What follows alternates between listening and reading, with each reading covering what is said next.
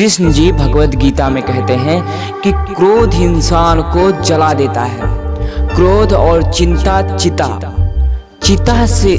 पे आदमी मरने के बाद चलता है, लेकिन चिंता और क्रोध से आदमी जीते जी जलने लगता है। ठीक उसी तरह जिस तरह लोहे को जंग जला देता है। एक बार ऐसा हुआ, लोहे ने कहा बहुत दर्द होता है मुझे जब अपने मारते हैं तब। ठीक उसी तरह अगर तुम बात किया जाए क्रोध की, गुस्से की, तो गुस्सा क्या है तुम्हारा? किस बात का गुस्सा है तुम्हें? अरे जिंदगी में जब भी गुस्सा है ना, उस समय शांत होकर, एकांत होकर अपने मन में ये सोचना तुम्हारा गुस्सा आने का कारण क्या, उस कारण को निवारण करना। बल्कि ये जरूरी नहीं है कि तुम उस समय कोई चीज पटक दो, कोई चीज फोड़ दो, उससे तुम्हारा प्रकृति खुद का पर्सनल नुकसान होगा। ये बात श्री कृष्ण जी कहते हैं कि मैदान से लड़ना गलत नहीं है, पर हार के लौट जाना गलत है। अरे मरना जीना तो किसी बस की बात नहीं है, कर्म फल की किसी की बस की बात नहीं है।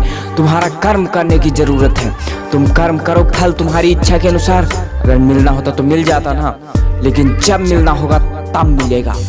अगर तुम कर्म करोगे तो तुम्हें फल मिलेगा, लेकिन अगर तुम ये सोचे रहो कि मुझे बैठे रहने से कुछ मिल सकता है, तो कुछ भी नहीं मिल सकता। क्योंकि जिंदगी में वही इंसान कामयाब होगा, क्योंकि जो करेगा कुछ, जो करेगा वो बढ़ेगा, और जो रुका रहेगा वो तो उसका आज भी संडे है और कल भी संडे है, लेकिन जब काम है तो हर रोज मंडे है। ठीक उसी तरह श्री कृष्ण जी कहते हैं कि जो इंसान खुद पे भरोसा करके किसी कर्म को निष्काम से लक्ष्य के बिना करता है, वो काम उसका असंभव ही रह जाता है। लेकिन अगर कोई इंसान अपने काम के लिए लक्ष्य बनाकर और उसके निष्काम भाव से ये करता है कि इसका फल क्या है, मुझे इसका टेंशन नहीं है, मिले ना मिले इसका कोई मुझे दिक्कत नहीं है, पर मैं अपना कर्म करूँगा, मैं कर्म करूँगा तो उसे फल झक मार के मिलेगा। फल उसे हर हिसाब से किस्मत में मिलेगी। अरे लोग कहते हैं किस्मत में बहुत कुछ लिखा होता है। अरे भाई श्री कृष्ण जी कहते हैं किस्मत में कुछ भी नहीं लिखा होता। ऊपर वाला तुम्हारा किस्मत कभी लिखने नहीं आता है। तुम्हारा किस्मत तुम खुद लिखते हो। तुम्हारी किस्मत एक कोरी कागज है।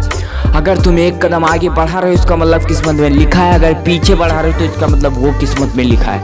ठीक उसी तरह किस्मत में वही चीज लिखी जाती है जो तुम कर रहे हो। जो तुम्हारा कर्म है वही तुम्हारा फल लिखा जाता है।